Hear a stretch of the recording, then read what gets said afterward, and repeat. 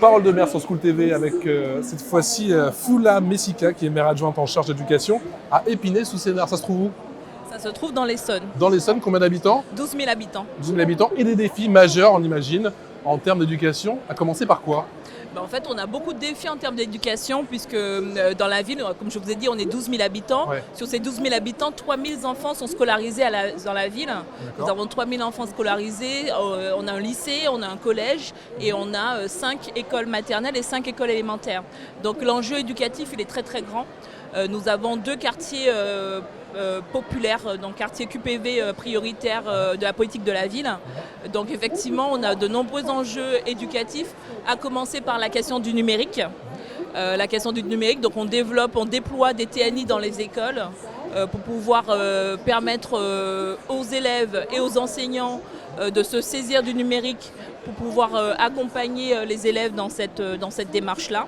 Et nous avons d'autres défis, notamment en termes d'égalité des chances et d'ouverture des possibles. Vous me dites qu'en termes d'égalité des chances, le numérique, c'est la clé peut-être de l'équation? C'est l'une des clés en tout cas. C'est l'une des clés. On s'est rendu compte avec l'ère Covid et le confinement qu'il y avait une vraie scission en termes de numérique et il fallait travailler sur l'inclusion numérique des élèves et surtout des familles. Donc en tout cas la clé c'est le numérique, mais en sachant que ce n'est pas la seule. La clé pour une ville comme Épinay-sous-Sénart, c'est aussi permettre aux élèves de découvrir ailleurs, de voir ce qui se passe ailleurs pour pouvoir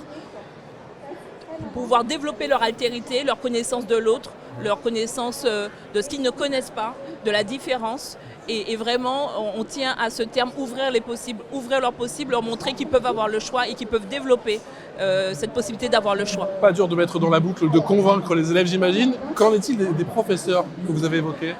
En fait, nous sommes, la ville est labellisée cité éducative depuis début 2022. Ouais. Nous en sommes ravis, ce qui nous permet d'avoir un partenariat de qualité avec l'éducation nationale, avec l'État, avec les parents d'élèves et la mairie.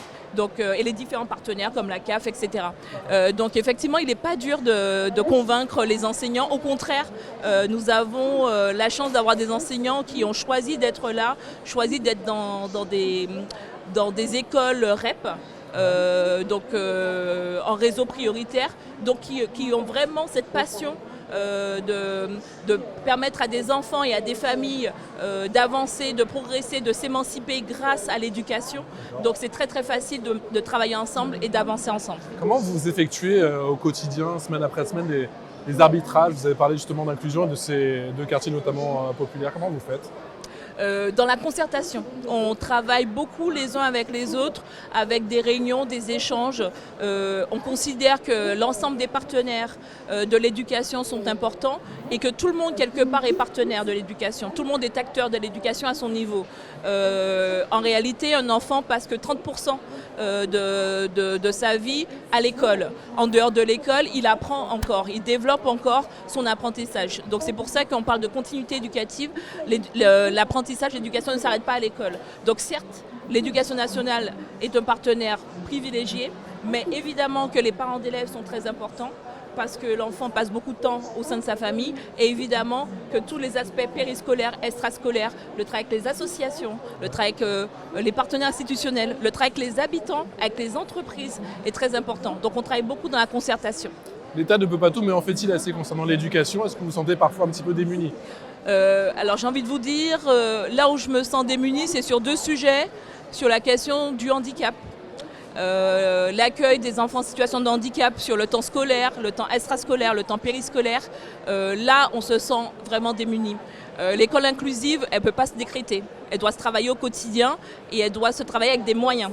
Et c'est vrai que là-dessus, on peine un peu, c'est pas facile. C'est-à-dire que vous avez les idées mais pas forcément les moyens? On a les idées et on a surtout la détermination. On considère que chaque enfant doit être accueilli avec la même qualité, avec la même exigence.